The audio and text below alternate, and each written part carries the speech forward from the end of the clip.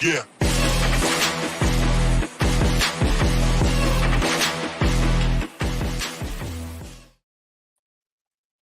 Thanks for listening to the AZ Wildcats podcast. I'm your host, Mike Luke. All right, joined by Jason Shearer. We got a lot going on in this show. We are going to talk about Utah fans deleting tweets. We are going to talk about the blueprint for winning at Arizona. We are going to talk about Emmanuel Stephen. We are going to talk about many, many things. But first, Shearer, let's talk about this Matthew Sluka at UNLV. This is the story that everybody's talking about. You're undefeated, and basically a day before, you inform that you are quitting because you are not getting the money. Now, in theory, I have no problem with this, because if this is true and the school is reneging on you, yeah, that's a major, major issue. But that does not appear to be the case. It's a very convoluted story because you got to figure out who you're going to believe. The dad is saying one thing, the school is saying another, the agent is saying another. From what I understand, the NIL group has released a quote, the collective, and they're going to release a statement, and it all goes against what everyone's saying. Look, if Sluka was promised $100,000 and didn't get it, he has every right to do what he did. The question is, what did that promise look like? The agent says there's nothing in writing. So it's like, okay, well, that's mistake number one. Right. Your agent's an idiot. If you don't have that in writing, your agent is a total moron. I think that's the one thing that's probably agreeable in all this is the agent screwed up. He just screwed up. If the agreement was there, you got to get it in writing. The collective is claiming it's met the agent once, and they've never even heard of $100,000. They have no idea what the guy's talking about. Yeah, so that's going to be an interesting one to follow. Kevin Thomas, I just got your tweet or text. Kevin Thomas, you are the man. Very much appreciate Kevin Thomas. Okay, but if there's no contract, I don't know really what to say. It's going to be interesting to see what happens, because the kid looks terrible now, because you have a team that's good. Your game, isn't there a game tonight, by the way? No. Oh, I guess I thought it was tonight. Oh, well, either way, that's how much I follow UNLV football. Barry Odom, it's a big game. Yeah, it is. All right, we're going to keep it up to date on that. All right, now I have to have a little bit of a listen. Utah fan always cracks me up, because they go out of their way, and I always forget about these folks, but they go out of their way to be mean and obnoxious. Not all of them, but a lot of them, swearing, all kinds of personal stuff.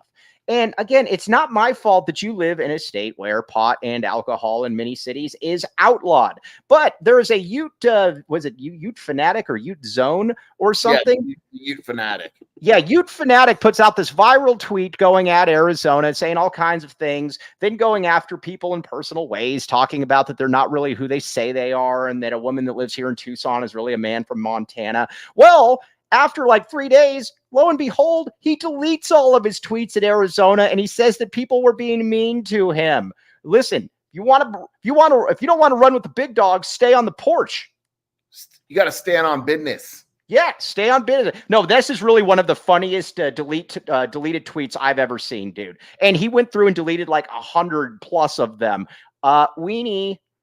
Yeah, and his replies to other people are still up. First of all, there is a very large difference between BYU fans and Utah fans. Very much so. Very large difference. So, like, the whole Mormon thing, it doesn't really work for Utah fans. BYU, obviously, that's what they are. But so it's funny that, like, Utah fans get so insulted by it. And Twitter doesn't forget. I always say this. You could get away with deleting a tweet quickly or deleting a tweet that, like, 5 people have liked.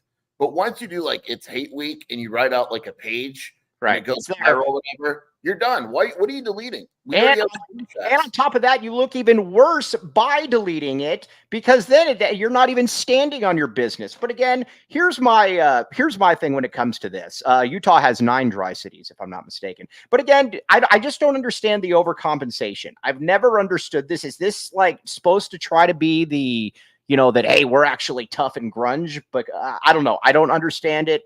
But either way, that guy, we're going to have fun with him throughout the week. You know what's going to happen too is that if Utah wins, he's probably going to try to come back out. Oh no, you lost that one, buddy. By the way, you're right. 9 dry cities. Yeah, 9 dry. No, I looked this up yesterday. I know for a fact. Okay, but anyway, all of them. We are going to have a good time with this tweet though. So nice try, buddy. Now, when it comes to let's talk about some other things as well. Then things that pertain to Arizona. And you and I were talking about this before. The template to win at Arizona is an interesting thing, and we're just going to go from 2000 on. Shear wasn't here, and he still thinks Dick Tomey's name is Dick Tomey. I was here in 01. Yeah, you weren't here for Dick Tomey. Yeah. Oh, yeah. I was going to say you came here at the right time then, man. Yeah. All right. So let's talk about, we're going to talk about from 2001 on. Now, there's 2 coaches that I think we can take nothing from: John Mackovic and Kevin Sumlin. Yeah. Would you agree with this? Yeah, I have. And so basically we talked about blueprints the other night and the blueprint it takes and how you need a blueprint to win at Arizona. I have no idea what the blueprint for Mackovic or Sumlin was. No, there is no blueprint. There's no blueprint. So we will ignore those. It's kind of like how we said that we wouldn't preview Utah. We would just move ahead to Texas Tech. Spread down to 11, Mike. Spread down to 11. I'm telling you, it's happened. I was on Jody Ayler this morning, and I don't like to brag, but and then he asked me, he's like, "Is there any chance they can win?" And I'm like, "Well, the spread isn't like 24, so I mean, there's." By the time Saturday rolls around, is there a chance Arizona's the favorite? I mean, I don't know. I mean, possibly. But so let's talk about the template. Now, I hate Mike Hankwitz garbage. Mike Hankwitz. I love is Mike Hankwitz still alive? Yeah, but he was coach at Northwestern up until like 2 years ago. The head coach? He was the head coach, and then he was. Oh, he was the interim coach. Yeah. He retired in 2020. He was the DC of Northwestern for 12 years. I didn't know that. Okay. So anyways, Sheer, all of you guys getting me off schedule here. All right. Here's the day. And there's 2 things with Jedd Fisch. People need to understand this about Jedd Fisch, as Sheer yawns, yawn fish. There's 2 things, yawn fish. Yawn fish. You're jumping all the way to Jedd with the blueprint? Yes. All right. Here it is. Jedd had the blueprint. Jedd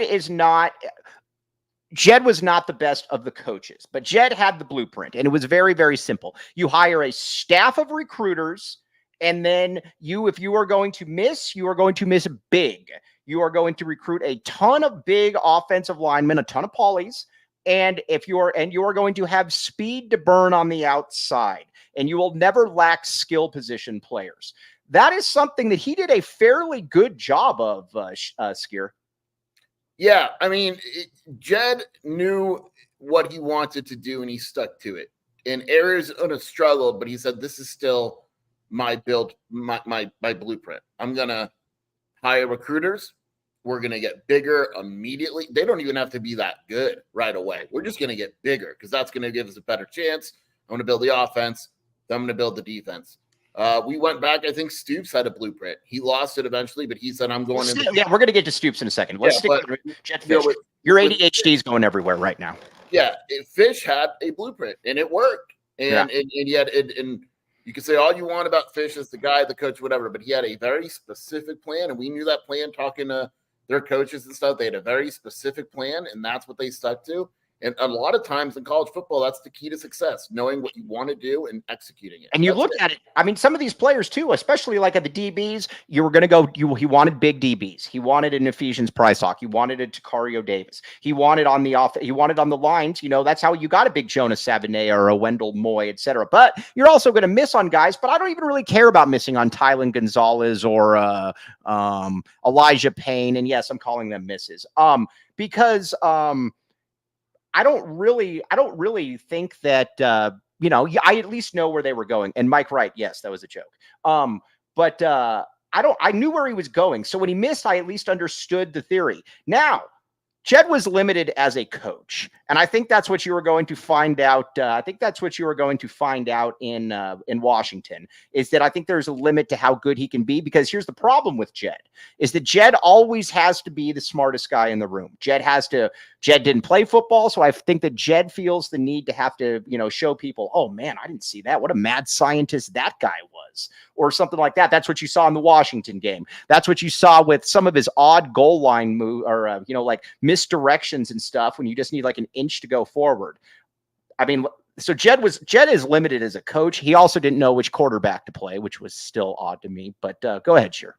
Yeah, Jedd has the same syndrome a lot of coaches do. They gotta be smarter than they really are. Yeah. Right. We saw it with like the play at Washington last week or whatever it was, where it's like, I'm just smarter. It's gonna work because they'll never see this coming. And it's like, no, like run the simple play. A lot of coaches do it with time management, do it with what we were complaining about the other day with, we're gonna, kick a field goal and we'll be just fine because they'll never see what's coming defensively or blah blah. Like it's the same syndrome that a lot of coaches have. But at the end of the day, you're right. Like, he wants to get bigger on the defensive lines, and while not every guy contributed, Arizona was bigger on the defensive line, the offensive line. It started with the lines, and then you work your way out. All right, now let's talk about a one that didn't understand anything that Jedd Fisch did, but he was a better coach. Rich Rod. Rich Rod was a really, really good coach. Now, I actually know the person that got Rich Rod fired, and I give this person garbage to this day about it. That person is a bad person. And I think we would both agree with that. I think we both know who it is. Yeah, for sure. But when it comes to Rich Rod, though, Rich Rod, if I just needed Jedd Fisch to be his like player personnel person, and Rich Rod, he will bring you the players, you coach them, because that would have been the perfect combination. Rich Rod, when you think about it, was all scheme and all coaching, because he recruited guys that were 5'6", that probably couldn't start at a lot of teams, right? His lines were small for the most part. Cheats for life, dude. Right, but he out schemed you. Like his and his offense clearly doesn't work anymore. It's kind of outdated. But when it was working and when the game had it developed like it has now, I mean, look, Khalil Tate. I don't think there's a coach in the country that could have done what Rich Rod did with Khalil Tate. Rich Rod made Brandon Dawkins look like a good quarterback. BJ Denker, right? Right. Like, the things that Rich did as a coach were awesome. And then eventually he lost his way a little bit. It didn't work, and whatever happened. Yeah, no, he did. I will say that he did.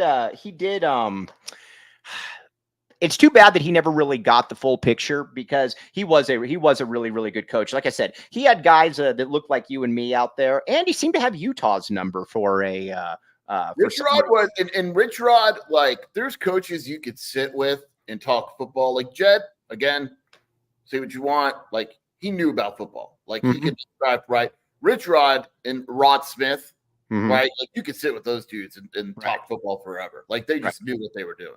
All right, now we got to talk about this. I think there's a little bit of a misremembrance. Khalil Tate deserved everything that he got when it comes to, because Khalil Tate did everything. And this is where both of these people know the whole story, Mike. You should. Both of these guys were total bozos when it came to each other. They really were. That's why I think their demises are actually were good for each other. Well, I don't know if they weren't good for each other, but they were apropos. How about that? Khalil Tate, I had a really good source on this. Who was the other guy? Devin Modster, when he was committed to U of A. Remember when I told you I said Modster was going to decommit, and that because he was scared about Khalil Tate, and you said no. Sure, Modster's coach didn't think he would decommit at the time. Oh, I don't know. And plot twist, Modster wound up not being good. Yeah, well, Modster sucked. But anyways, Rich Rod, though, did not want to play Khalil Tate because Khalil Tate was a turd. When Khalil Tate was here under Rich Rod, he did everything he could to undermine him. He wanted him out because he didn't feel that he could play or that he could make the NFL with Rich Rod as his coach. So he got what he wanted. He got Kevin Sumlin and Leo Mazzoni, or not Leo Mazzoni.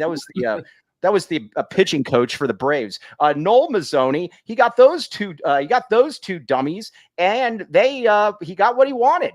Rich Rod and Khalil Tate's demises can both absolutely be tied to each other. It is just it. Sometimes you don't realize what you have until it's gone. Yep. And both those guys, they were made for each other. They were made for each other, and neither one wanted to see it. And that's why, it just kind of is what it is on that one. Now, Mike Stoops is an interesting one. Now, Mike Stoops is certainly not an intellectual titan. You would never have sat with Mike Stoops and said, man, that's Bill Belichick, and it's, young Bill Belichick. But he did understand a template. He had a staff also. He put together a very good staff around him. When you think about it, for a while, when you had Mark Stoops and Sonny Dykes, that's probably the best staff Arizona's ever had here. And he understood, I'm going to recruit Texas. I'm going to recruit Oklahoma, I'm going to recruit Texas. I'm going to recruit California. And he had a lot of really good players. His problem is he was just limited upstairs. So there was only so far. And then he had off the field issues too. But overall, though, there's a lot you can take from Mike Stoops. His coaching staffs were, Sonny Dykes, Mark Stoops, Bill Biedenbaugh, his coaching staff was awesome. Dana Dimel. Yeah, as good as it gets on the college level. Right. The issue is that eventually he didn't see I think he got distracted by the off the field stuff. Right. And that led him to ignore recruiting and not be as involved. I'll never forget the Jordan James story. I don't know this story. Tell me the story. So basically, you have Jordan James, who's a 4-star running back. Eventually went to UCLA, and he's on campus, and they think they're going to get him. And they go to breakfast where commits usually happen. And Stoops, for whatever reason, just ignored Jordan James didn't even talk. And it was like, dude, the assistant coaches were pissed, and he was just distracted by other stuff. Yeah. And eventually that kind of bit him, and you see his recruiting start to go down and the other stuff. And Anthony Gimino. Oh, by the way, Liam Stevens says, hey, Mike, where's the watch party for Utah? Bourbon Bent. We will see you all there. The lovely Erika Day will be there as well. The thing with Mike Stoops and Anthony Gimino, who you actually like. I do. Yeah, you actually do like this guy. But he made a rare good point for Gimino. He said he was the guy to get you from point C to point B. He was never going to get you from point B to point A. That was just not going to happen. You needed him to be able to recover from basically the armpit era of Arizona football, but he could get you to that 8-win, but he was never going over that, though. And that's but there's still a lot of good stuff you could take from it. I think Stoops did his job. I really do. When you think about it, Arizona was in, we're talking Kevin Sumlin territory. Right. That is a legit debate. Who was worse, Makovic or Sumlin? Makovic, because here's the thing with Makovic. Makovic was only 2 years removed from Arizona finishing 4th in the country. Arizona also hired a dude whose last game, what did he lose? It's still called he lost 66-10, right? Right, exactly. Yeah. So That's fired, and then Arizona hires a guy. That's like someone hiring Sumlin after he lost 70-7. But Stoops was 3-8 his first 2 years. And then he has those 2 8-5 years, the Vegas Bowl and then the Holiday Bowl and then the Alamo Bowl. So he made 3 bowls in 3 years, which is pretty damn good at Arizona. Right. He just kind of lost it in the end there. But I like Stoops. I really did. I like Stoops. I have a soft spot in my heart for Mike Stoops. Now, I will say this. I don't like, and you and I disagree on this, I don't like coaches, though, that just also make spectacles out of themselves. When coaches can't, I get losing your control every now and then. I don't like coaches. Bad. That's a different level. No, What's I agree. No, I agree with you there. Because then it's embarrassing. So that's I loved Rich, but I'll never forget the press conference after the ASU game where he got fired was embarrassing. And then the one that was really embarrassing was the Pac-12 title game to Oregon. When he was so mad and belligerent that he couldn't speak and his players were there come on, coach. Do the presser. It's dude, this is what you've got to do, man. I mean, this is part of the deal here. So either way, there is that. Now let's talk about Brent Brennan. You were telling me before the show that you think he's a combination of all of them, though. I don't know what he is, which is the problem, right? Right. I don't know what their blueprint is because I think their biggest blueprint was keeping the team together. And now that they did that, I don't know what their blueprint is moving forward. Right. Does that make sense? Well, Like, that's and I get it somewhat because you had to keep the team together. That was your focus. You're not even recruiting to follow your blueprint, but what is it right now? Like, right. what do you want your team to be? And I don't know. And that's what Jody Ayler asked me today. Jody Ayler says, well, he says, I just don't know what their blueprint or, what is his thing. And again, maybe there is something. Also, I need to be clear on something here. I've been pretty hard on Brent Brennan. This is true, but listen, it's 3 games in at the end of the day. Now, I think what also annoys me is I think, there's certain things off the field that annoys me, but it is what it is. I can't really say anything about that, but it just kind of is what it is. Now, I will say this though, Sheer. At what point though, do you think that he's maybe saying to himself that maybe if I was a little bit better, maybe I would have Empire Flooring? Well, yeah. I mean, obviously, I think when you're talking about who you want to be a guy with Empire Flooring. Yeah, and the great thing about Empire Flooring, too, is that you got all kinds of really good deals with Empire Flooring. $350 off new floors, EmpireToday.com. Again, /PHNX. We know many, many people that have used Empire Flooring, Sheer. My parents, who basically don't listen to anything I say, have Empire Flooring. And again, they got $350 off new floors, EmpireToday.com /PHNX. Check it out. Sheer, will you ever get Empire Flooring? Absolutely. Who wouldn't get Empire Flooring? Yeah. All right. Well, again, you do want to get Empire Flooring though. Now, so again, we will keep you up to date on that. But again, check it out, Empire Flooring. I see Joseph. Joseph has an issue with something I have to say. Joseph likes going after Skewer though, so we like Joseph a great deal. All right. Now, not only Empire Flooring, but you might say to yourself, all right, after Empire Flooring, what about Game Time? Maybe if I have Empire Flooring and I'm like, man, I'd really like to be able to watch a game or go to a game, but I need to get off my floor first. Game Time. Check it out. Sheer, the read is yours. Go ahead. Game Time. Alamo Bowl. Time's running out. Got to get your tickets. No one knows where to get them. This guy was like, you know what? I got this. Game Time. Here with my daughter. Just going to go on the app, get tickets, walk right in. And he did just that. Exactly. Now take the guesswork out of buying tickets with Game Time. Download the Game Time app, create an account, and use code PHNX for $20 off your first purchase. Terms apply. Again, create an account and redeem code for $20 off. Download Game Time today. What time is it? Game Time. Ooh. All right. So again, check it out. Game Time. All right. Now, we got a couple comments in here. Mr. Tyler Warden, I think, you know what? Mr. Tyler Warden, actually, Mr.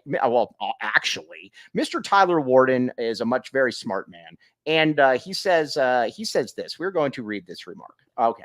Here it is. Mr. Tyler Warden. Brennan came in and saying a lot of great things about the city, his love for U of A Tucson, but none of his actions have reflected that. Shuts out media, bad press conferences, no passion, hides the players.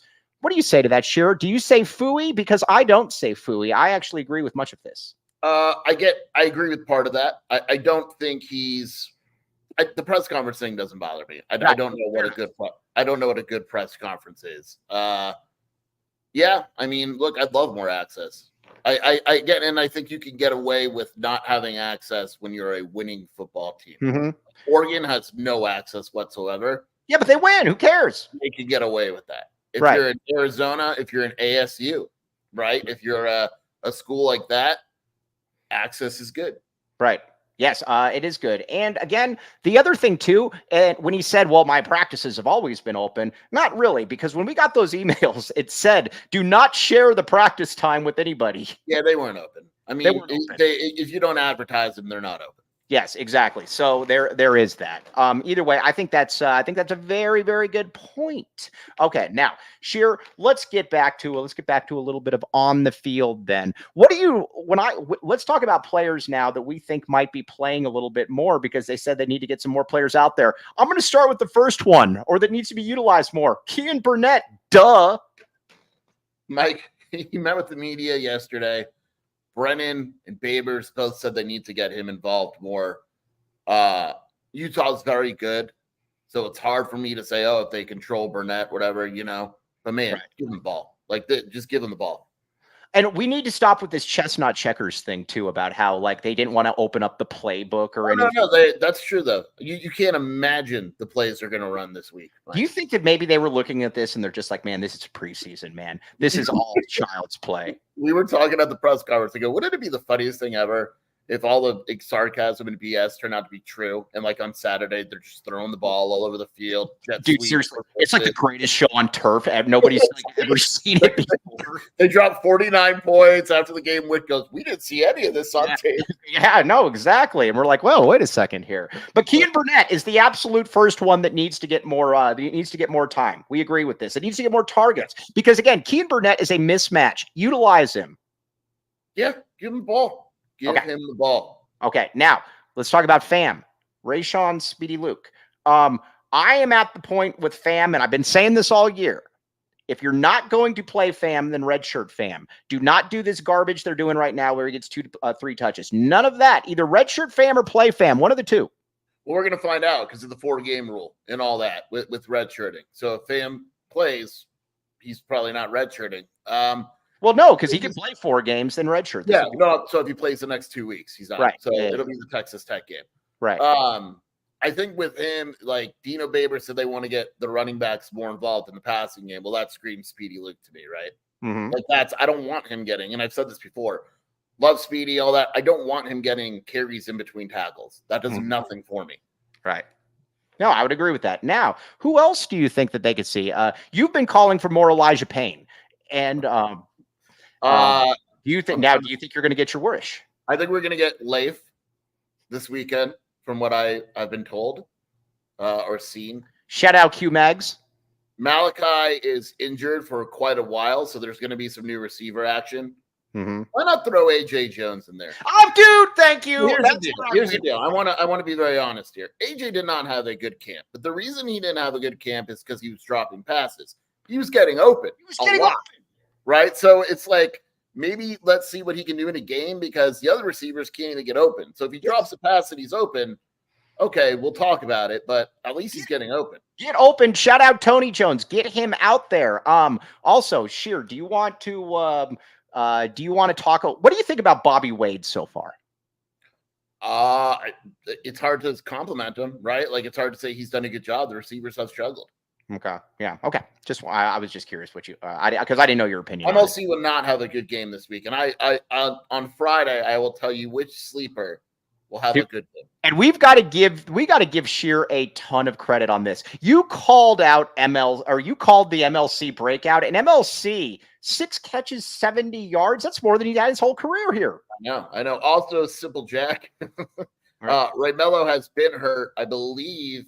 There's a good chance he returns this week. Arizona is going to be the healthiest it's been in a while against Utah. And that's a problem for Utah. Yeah. I mean, I think Ray Mello is better. Dalton, I would assume, is better after the bye weeks. I don't think his injury was major. Leif, I believe, is better. Mm-hmm. I mean, and I just tweeted this. Micah Bernard got 25 carries last game. Maybe sit him out.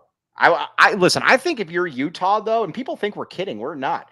You got the bye week coming up. You got a mad team coming in here in Arizona. Maybe you rest the guys and just get them ready for the next game. No way I'm playing Cam Rising. No way. No, there's just not. There's no way that I'm putting Cam Rising out there. There's just not. Oh, Rhino, big Gringo Billy. Great question about Rhino. Where is it? Yeah, he says Rhino. Is Rhino fully healthy? We need a. Yeah, I believe he's fine. He's starting. I believe he's fully healthy now. Right. I was surprised he played against Kansas State. I would have held him out. Yeah. Oh, by the way, want to hear a funny story? It better be funny. So my dad, every time he goes to the gym, he comes back, and I only see this. I see him I don't know. I don't see it all the time, but every time he talks to me after he goes to the gym, I'll either get a text or I'll get a call or something, and he says. He's like, you wouldn't believe it. I just saw a guy at the gym with tattoos all up and down his arms. No. Does Vance know that I have a tattoo? Oh, that you have many tattoos. Would you think less of me? I don't know that because he always, my dad served during Vietnam. So, I mean, he saw a lot of tattoos, but yeah, it just cracks me up every time I get this. Every time he leaves the gym, he always tells me about how he saw someone with tattoos. It's like, whoa, whoa, whoa. Hey, TR Burns, 826. Great point when you think about it.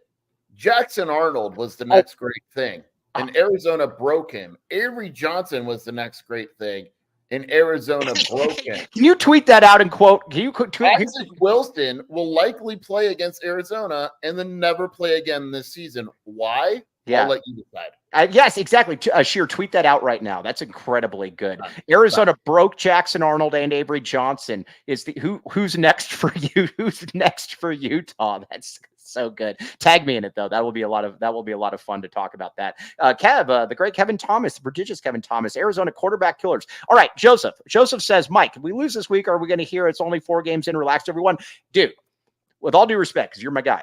If anybody is followed my Twitter, I have been very harsh on this coaching staff, to the point where people are messaging Sheer about this during the show. Yes, people are messaging me saying that you hate Brent Brennan. And yeah, I didn't say that.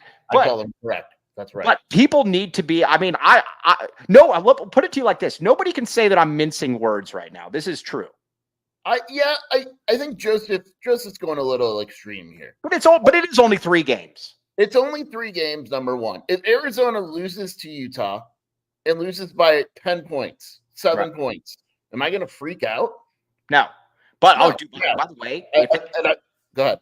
If that game is 31-20, I'd be totally fine with that.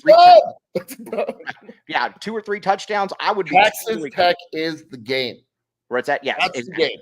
That's the game. Has to win Texas Tech. Has to. Exactly, because at that point, then we're 1-1, and we're probably winning out. So that's where I think that's because there's no game on the schedule. And Arizona could get Utah back in the Big 12 title game. Seriously, man. Seriously. I mean, you can win the battle. We'll win the war.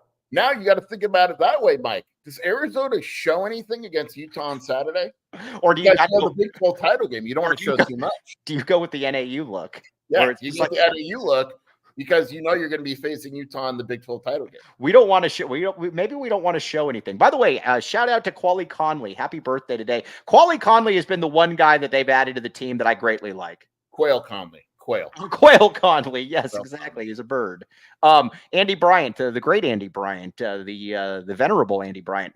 Hopefully the My Bad Brennan movement begins. But to be very clear about this, I have never said that I was out on Brent Brennan. I have just said I have not liked a lot of this. No, you don't like. Come on. You always give me crap for this type of stuff. You right now, it could change. You're willing to change, but right now you're out on Brent Brennan. No, it's too early to be out, though. You're really close, Mike. But I'm not out. I would tell you if I was out. I'm not out. It's 3 games. I cannot be out. Will you be out after Utah? No, because I expect them to. Let's say Arizona loses 38-7 against Utah. It's after the Texas Tech game. Okay. That's where I will be. And now, I'm the same way. I'm Texas Tech is the game to me. If they get boat raced by Texas Tech, I am totally out on Brent. I don't even need them to get. It's not even. But if they lose by 10 points, or if they lose by like 7 to 10 points, I'm out.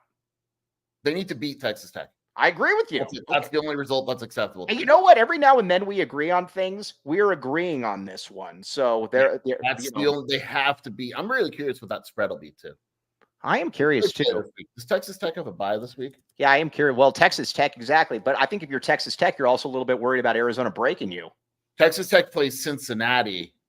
Wow. Oh, yeah, that's going to be an ugly game. You love Cincinnati. That's only 3.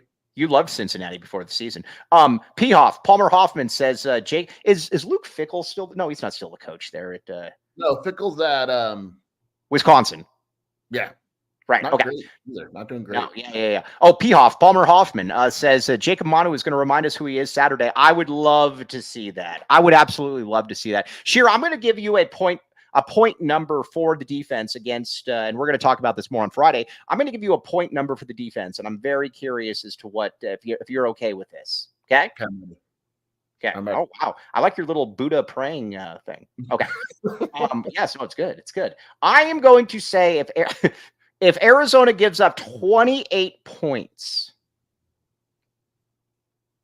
then they'll lose 28. but you got to take it though, right? You take that. Yeah, I'm pumped about 28. Are you kidding me? Are we sitting here talking about Dwayne Aquina as the head coach in waiting at that point? 28 points. Yeah, no. No, I actually think the defense is going to be relatively good because there's no mobility there. Isaac Wilson runs, but he's not a runner. Right. If that makes sense. Yeah, I would imagine that. Oh, this is going to be good. Yeah, check this out. I'm going to retweet your tweet and say hop in here. Shearer with the tweet of the day. Arizona broke Jackson Arnold and Avery Johnson. Isaac Wilson. Tyler Warden just made a really good point too. What Arizona broke Bryson Barnes. Oh, dude, and Jaden Rashada. Dude, we broke them to the point that they ended up leaving. That's how serious. I'm gonna retweet that. Say these guys had to leave their school. They literally left their school because of what Arizona did to them, dude. Arizona, the place where opposing quarterbacks go to perish. You know what's funny? A part of that is true because, like, how many good quarterbacks have gotten hurt or screwed up at Arizona? Remember who was it? Dixon was the big one. Yeah, that because they were going on their way to maybe the national. And they were like, go to die. Right, we're nice. Yes, Bear Down Cats 96, the great Bear Down Cats 96. Wilson is done for. It's obvious. Now, yeah, Shearer, you were going to say something. No, I'm just trying to think about all the quarterbacks. Even some Arizona quarterbacks you transfer in, you go to die. Break our own quarterbacks here as well. We'll break your quarterbacks and ours. Yeah, dude, we don't care. I mean, it doesn't matter to us. We'll do what we got to do. All right, now. Now this is my first post game with you on Saturday. I'm very excited. If Arizona beats Utah, I want to make sure that we are at levels of unbearable that.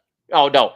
People will not want to. I'll put it to you like this: those Utah fans, to quote some other people, we keep in receipts, homie. We're going to be now. Neither of us are predicting that to happen. No. It would be very Arizona if they beat Utah and lost to Texas Tech. Yeah, and didn't get like blown out at home by Texas Tech with all like the hype going. That would absolutely. That's very, very Arizona. Bear Down Cats 96 says I might have to get a Twitter if we win. Oh, you should get a Twitter. I thought you did have a Twitter. Maybe I could have sworn you did, but yeah, that would be really, really good. Now, you also might say to yourself, man, Mike, I'd really like to be able to hang out. I'd really like to be able to hang out with some folks during the game, or just stuff like that. Guess where? Guess what I'm going to be wearing during the game, Sheer? I hope an inner circle hat. No, nope. Don't outthink yourself. Nope, a branded Bills. You got to get this one down. I will be wearing a branded Bills hat. Now, the great Kevin Thomas, the prodigious Kevin Thomas, has a branded Bills hat, and he is our model on this show. Very, very good stuff. I have a true story about branded Bills. Yeah, tell me about it. I got so motivated by branded Bills. I sent them an email, and I'm looking into making a very small collection of Wildcat Authority logo branded Bills. Oh my gosh. Yes. They're very affordable. They're very affordable. I was surprised. And yeah, we're talking. Check it out. Branded Bills, though. Be like Sheer. Head to brandedbills.com and use code PHNX for $20 off your first order. Now, all kinds of really good stuff with that.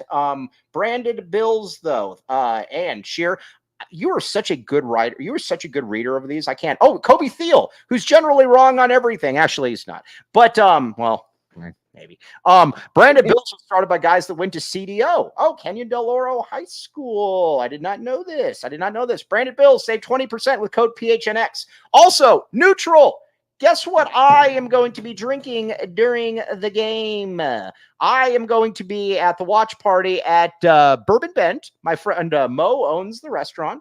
I will be there sipping on a tasty NUTRL. Keep it tasty. NUTRL.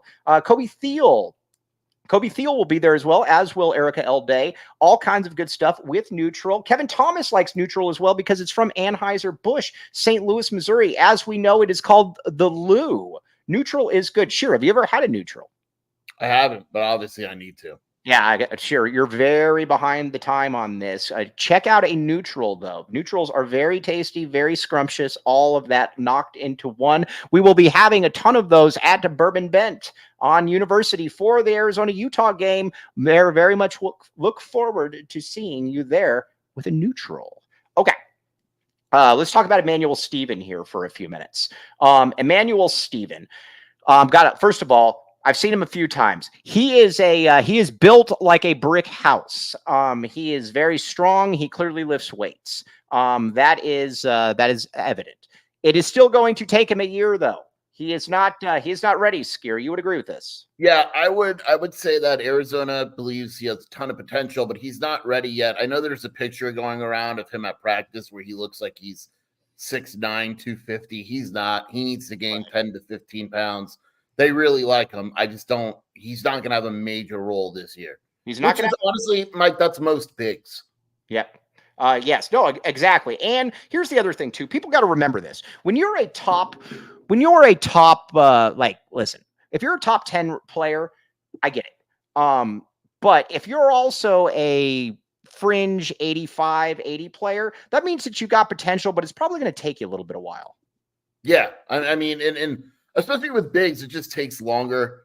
You know, like imagine Emmanuel Stephen, he's strong and all that, but imagine him going against imagine him going against Umar right now. Right. Like there's a clear size and strength difference. And so he'll get there. They like him a lot. He just needs to be patient with everything. All right. Now, Kevin Thomas just messaged me. This is going to be really good. He says, who are all the QBs Arizona has killed? Making a meme about it for Twitter. Okay. So we've got Jackson Arnold, Jaden Rashada, Avery Johnson. And let's just go in the last year. Let's just go in like the last year. Who else do we got? Some guy keeps tweeting at me that I said Jackson Arnold's really good, but he doesn't get it. That helps my case. Yes, exactly. That really does help the case. So again, check it out. Those three. Who else do we have? Maybe Cam Rising after. Where's Bourguet's done? Bourguet's done. Yeah, Bryson Barnes. Good call. Bryson Barnes for sure. Barnes, Avery Johnson, Jaden Rashada. Yeah, Rashada. Dude, these guys don't even hit the field anymore. All right, Kev, I got you 5 right there. Cam Ward had to leave Washington State after that game. Arizona beat him by 100. Yes. Yes, Cam Ward. Yes. That game, he was terrible that game.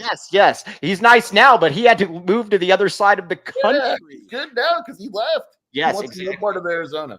Does he commit to Miami if Miami has Arizona on the schedule? I doubt it. I don't think so. I think he's totally out there. Oh, Caleb Williams. He had a disappointing year. Dante Moore, the UCLA quarterback, whoever that was. Dante Moore, Caleb Williams. Throw all of that in there, Kevin Thomas. This is amazing. Oh, DJ Uiagalelei. He's never recovered. Yeah, he also left his school. This thing could go viral. It really could. Hey, Kev, on a couple of them though, that you put like a little disclaimer, like Cam Ward had to move across the country. Yeah, like. DJ was forced out of Oregon State after Arizona embarrassed him at home. Yes, exactly. This is so good, DJU. DJU can't even complete a pass anymore. Yeah, his career's literally over. Caleb Williams had a very disappointing season. Yeah.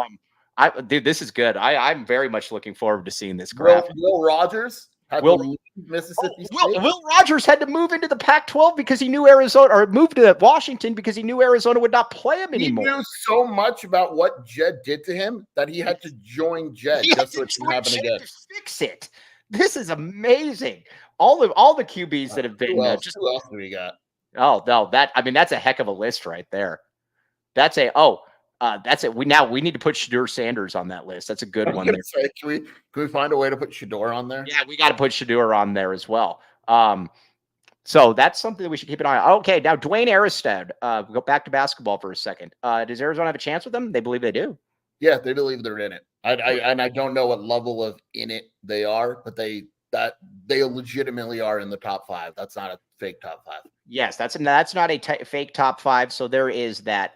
So all right here. Running list. Oh, Kevin Thomas, DJU, Dante Moore, Will Rogers, Bryson Barnes, Jaden Rashada, Jackson Arnold, Avery Johnson, and Cam Ward. Now, a couple of these though, put a little disclaimer in there and say, like with the Cam Ward had to move across the country. Same with DJU. Dante Moore had to transfer. Gunnar Cruz, Will Plummer. Yeah, I mean we were even ruined quarterbacks here. Jordan McLeod.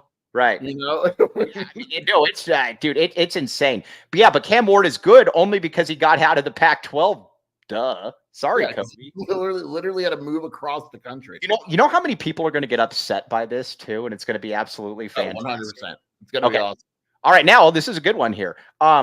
confidence level on Koa Pete, Braden Burries, Nick Kamania, Mikel Brown, and Aristode. Okay, yeah, this is a good one. All right, here's how it goes here.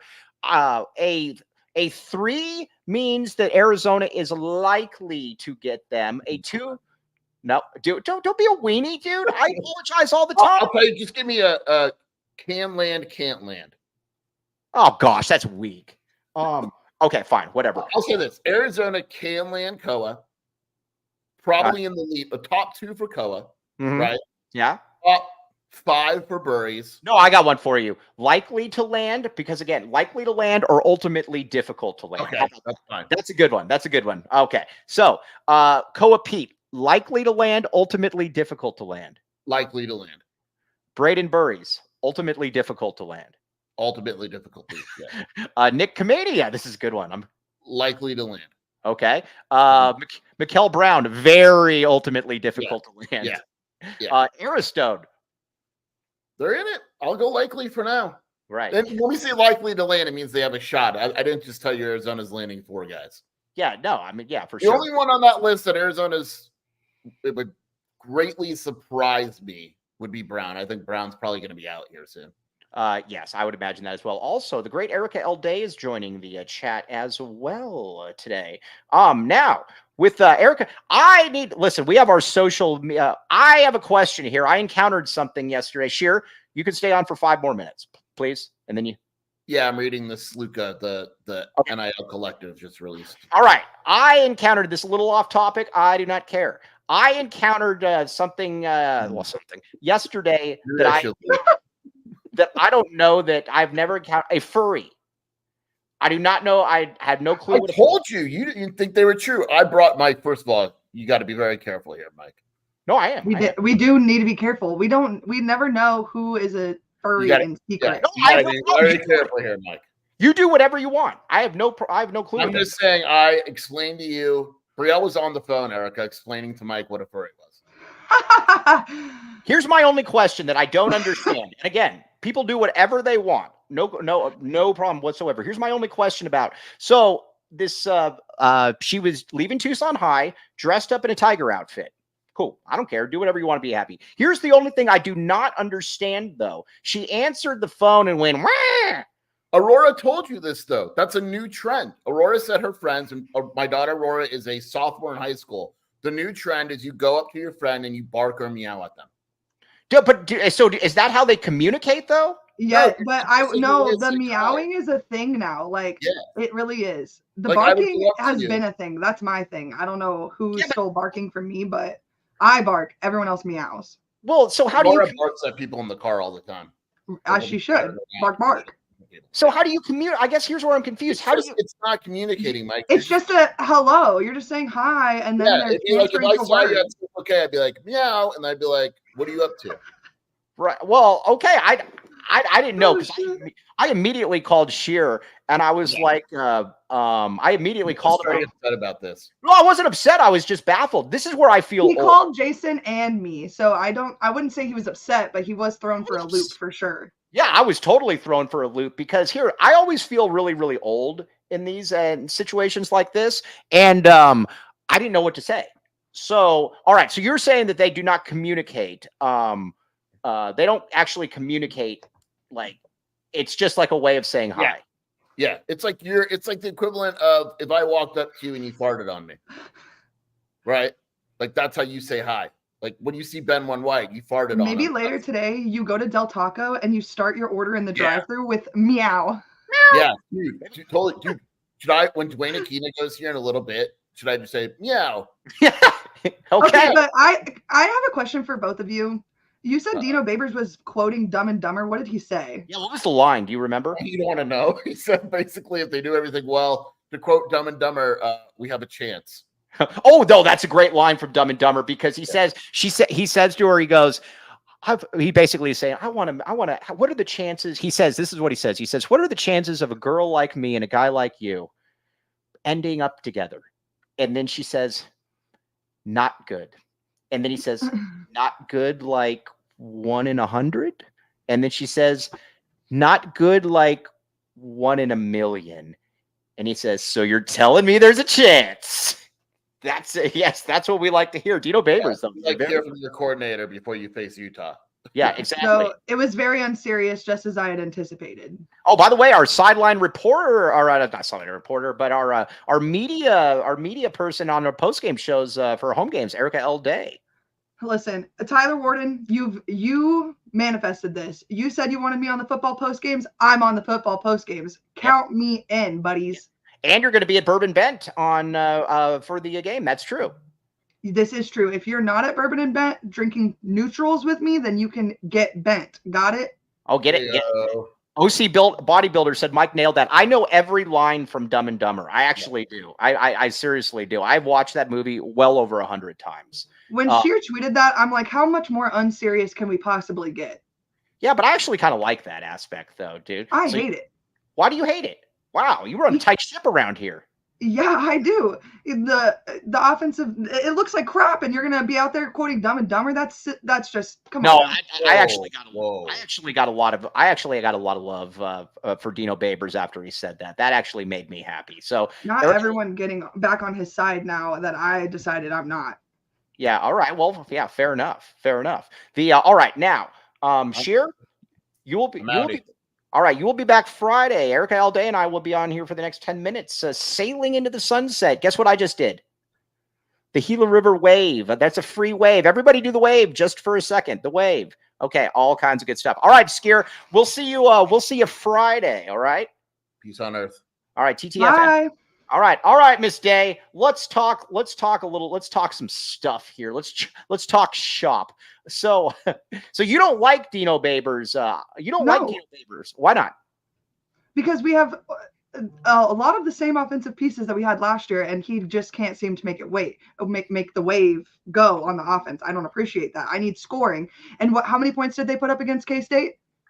Yeah, no, I get it, 7. So again, but not enough. Now, what are the chances are that you put that Arizona is actually just kind of holding everything back for conference play then? You know, I would say so, except for the fact that K-State felt like a winnable game that they could have won had they put their best foot forward, and it did not feel like we got their best foot. Yeah, yes, it does not feel. By the way, Skier leaves, and we were at 103. We're now at 109. Ayo. All right, now let's talk Leif Magnuson. Sheer and I were talking about Leif. You're a big fan of Leif as well. This is true. We need him to be freed from the chains, correct? Yes. Now, Leif, on a serious note, Leif to me is very important in all of this because Leif was a good lineman last year. I know somebody that thinks he got tackles. That's how good he was. But Leif was very good last year. We need to free Leif. Free Leif. It sounds like a cartoon as well. We need Leif Magnuson out there, and I think the offensive line will definitely I think it will show its appreciation and its gratitude. I just think the emotional leadership he brings to the team after the success they had last year, you know, if you weren't there last year, you don't understand. And a lot of our linemen are new. So he needs to bring that same, mentality that they had last year so that they can win games again, period. Yeah. And people forget about this about Leif. When Arizona was playing Oklahoma and they were struggling in the offensive line, Leif was not in there. Guess what happened when Leif came in there? Everything changed immediately. Leif is that guy. Right. No, he is. Leif is that guy. So again, we need Leif in there. Hopefully Leif does play. Would very much appreciate that. Now, okay, let's talk. All right, now let's talk. We got you on here now. Let's talk a little bit of Arizona women's basketball. Let's do it. Okay, Kobe L. Thiel. Not a fan of Adia Barnes. He says, Adia stinks. Who cares if she's hard on her team? She does not understand how to run an offense. Now, you have done a total 180 on Adia L. Barnes, and you are now a fan of Adia Barnes. Yeah, big looks with Adia. A lot of you may have seen the Twitter scrum last year, but that is old news, and now Adia and I... Right. And, we got a whole new squad here. I wouldn't say a whole new. I'm expecting a lot of the same starters to start this year that started last year. But at the end of the day, and yes, Joseph, she did only have like 7 players at one point. But I will stand on the business that NIL is ruining college athletics. And part of that is just that. So I'm not going to let Adia take all the blame for that And, just like Brian says in the comments, Adia is the best coach we've ever had in the women's basketball team. So if it's not her, who are you wanting? And if you guys have any names, let me know. I would love to, push that agenda. But I personally, Adia is the only coach that took this team to the national championship. So I'm cool with her in the position as long as she wants to be there. Oh, by the way, the great Kevin Thomas just put a great tweet out there. Everybody retweet this now, and you should be following the great Kevin Thomas as well. All right, now is Dew. Is that Montana Dew or not Montana? Montea. Montea. Is Montea Dew? Is she healthy? Is she good to go? She is good to go. And I'm going to be honest in that I'm not 100% sure if I expect her to start, but I do expect her to get at least 25 minutes a game. I just am not sure right off the jump that she is going to start, since she quite literally has not touched a basketball in 2 full basketball seasons. You know, a lot of people are talking about who another coach could possibly be. Palmer Hoffman also put this out there. Kevin O'Neill. You don't know who Kevin O'Neill is here, but he used to coach the men's basketball team here at the University of Arizona. And he's been telling me that he's looking to get back into Montana. He told me he's looking to get back into the into basketball. At what point, though, would you make what point would you look at making a change and maybe bringing in a Kevin O'Neill, somebody with a little bit more experience? Well, I mean, this season is a big test to me personally. She kept a lot of the talent she pulled in from recruiting last year. So if this season they don't do anything in the Big 12, it will be a disappointing season. Personally, I need a 5th or better finish in the Big 12 from them in order for it to not be a disappointment. You have Jada Williams, Brea Cunningham, Montea Dew, Paulina Paris, Sonia Ja, like the list goes on and on. You know, we talk about it a lot on the Mercury show, but the embarrassment of riches on this team is great. So I need, as Kobe says, I need an actual offense this year, and I need them to put up some points. And I need it to not. Why isn't there an offense? Why are we this far in and there hasn't been an offense? Is that something that's kind of? Adia loves defense. She loves defense, and we don't have an offense. She believes that if you just stop the other team from scoring, you can win. So basically, we're going to keep the game at 0, and we're going to force you to forfeit. Right. It honestly, like, it would be Adia's dream to have a -6 score by the enemy. You know what I mean? Loudon, the great Loudon says there is a Big 12 in women's hoops. Who's the football equivalent? I don't know what that means. Does he mean like the best in Big 12? Because Loudon, at this, Loudon, can you come correct? Yeah, I don't. If the answer is who I think is going to be the best in the Big 12 this year, without a doubt, I am of the belief it's going to be TCU. Does that mean I think TCU will win the conference title? No. I think it will be a very, very competitive field. Not as competitive as the men's field by any means. I think this is the best men's basketball conference in the country for a multitude of reasons. But let me ask you this: why are Adia's players better when they leave? They're not. This is not true. This is not true. Who is better? Paris Clark. I knew you were going to say that. You know, look at me. I know women's basketball. Do not come at me not thinking that I don't know women's basketball. I do know women's basketball. One time on the phone, I told Mike, listen, the biggest loss Arizona women's basketball ever took was Paris Clark, and I knew he was never going to let me forget that. And here we are. And yeah, Paris Clark is that girl. Frankly, in my opinion, I think Paris just wanted to be closer to home. How about Erinette Vonleh? Also better at Colorado. Mm-hmm. Yeah, but she was playing behind Kate Reese. So did you want to bench Kate for Vonleh? She got better though. She got better. How about the shooter? The one that averages like 38 points. Maddie Connor. Are you talking about Maddie Connor? Yeah. You know, again, Adia doesn't like offense, so Maddie didn't want to play defense, which leads me to my next point. Why, if you like to score, why would you go to a coach that says, "Yeah, we're not looking to score"? You don't. Oh, you don't. Okay, fair enough. Oh, Kevin Thomas is popping in here. Hello, Kevin Thomas. Hello, Kevin Thomas. How are you doing, my friend? Kevin, you have muted yourself. I'm muted. There you go. Come on, Kev. I know. But I just had a question for Erika. So, you know, I know that she doesn't like scoring. She doesn't like the offensive side of stuff. But if Adia can get a scoring guard in the door and keep them here, can she raise the level of her teams? Because like last year, with no one on the team at all, pretty much, she was having teams that were locking up full rosters. Beating Stanford, yeah. And like it was truly impressive. And I just found myself thinking, like, man, if we had a full roster, we're one of the best teams in the nation, which is wild to think. but like I thought it. And so like, can she get those offensive recruits here? Can she do it? I'm of the belief that yes, and I believe Jada Williams is the biggest part of that. I think a lot of the recruits she got this year, not that single-handedly Jada recruited them, but I think Jada Williams being here is definitely helpful to some potential newcomers. That being said, I think that's probably the thing I would suspect that Jada worked on the most this offseason is her scoring and to turn herself into a score-first guard. I think it's something that Arizona really, really needs. Adia loves the pass first guard, but at the same time, we've had the same issue year after year after year that our point guard always passes first. And so I think that Jada understands that her role has to look a little bit different this year, and it definitely will. I think the biggest question at this point for me is actually still our post players and how that is going to all fit together. Last year, our lovely rookie freshman Brea Cunningham fouled out of like every single game.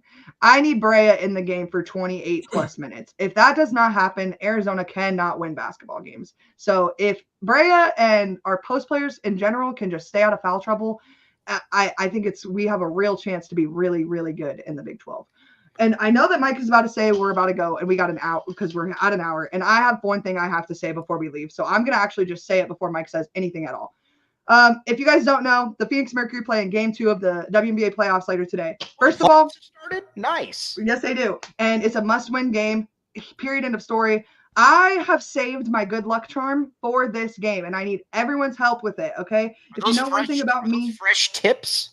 No, they're not, but we'll pretend that they are. But no. The Pride of Arizona plays Come Out and Play by The Offspring. It's my favorite song that they play, and it is my official good luck song for all basketball games that must be won. I have saved it for the Mercury all season long. I have not listened to it one time in my gajillion car rides from Tucson to Phoenix. So if I have one favor to ask of everyone in this chat today, please just go home, listen to Come Out and Play by The Offspring. We're going to manifest a big Merc W so that we can all be gathered together in the Footprint Center on Friday. That's all that we ask for. We ask for very simple things. Okay. It's not hard. No better time to become a PHNX diehard. By the way, this is true. You can watch Erika L.